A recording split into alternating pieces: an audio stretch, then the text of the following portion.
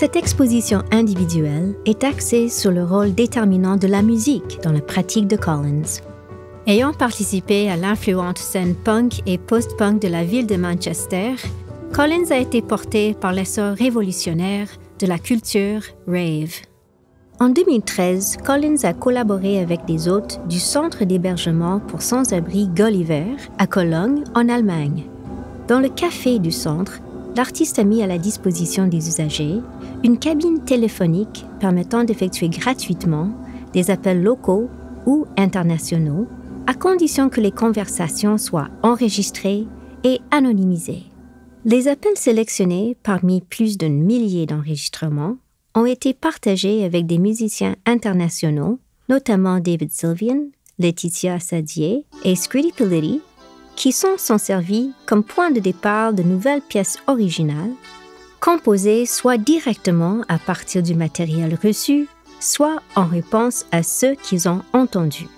Le projet a donné lieu à My Heart's in My Hand and My Hand is Pierced and My Hand's in the Bag and the Bag is Shut and My Heart is Caught, une installation sonore composée de 6 cabines d'écoute spécialement conçues qui propose un ensemble de chansons inédites gravées sur des vinyles de 7 pouces.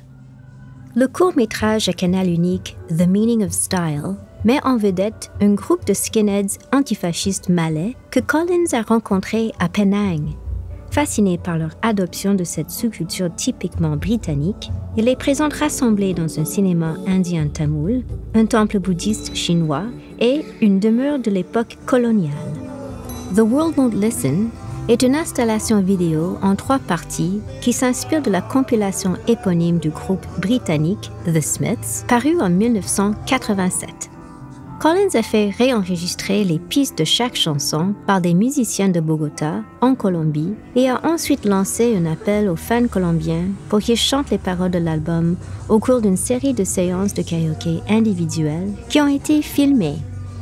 Ce processus a ensuite été répété en Turquie et en Indonésie. À travers leurs prestations passionnées, ces chanteurs s'approprient, transforment et donnent de nouvelles significations aux paroles des chansons. The World Won't Listen est d'autant plus pertinente étant donné le virage à l'extrême droite et la rhétorique anti-immigrée soutenue par Morrissey, l'ancien chanteur des Smiths. À l'origine un projet d'art public en 3 parties, Bring Down the Walls examinait l'industrie carcérale aux États-Unis sous l'angle de la music house et de la vie nocturne.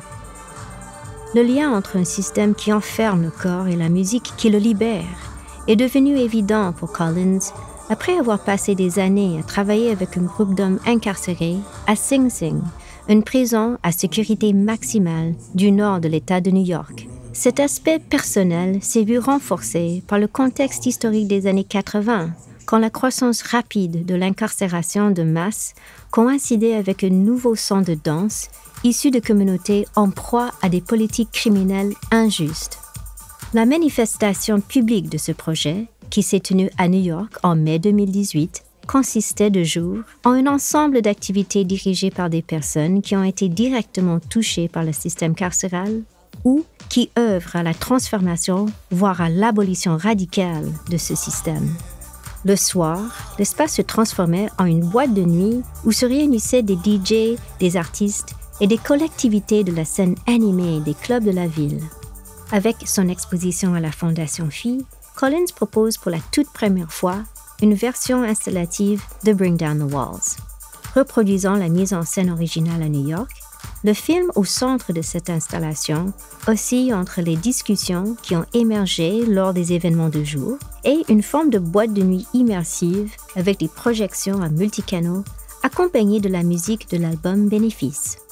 Les 4 œuvres présentées ici explorent la puissance émancipatrice de la musique, sa capacité à transcender le temps et l'espace, les diverses géographies, l'appartenance ethnique, la classe sociale et la langue, tout en restant critique à l'égard de son implication dans les rapports de pouvoir et d'argent. De plus, les installations de Collins révèlent des récits et des voix qui ont été systématiquement ignorés ou réprimés. L'approche empathique de Collins et son amour de la musique nous permettent de mieux comprendre ce que signifie être en relation les uns avec les autres.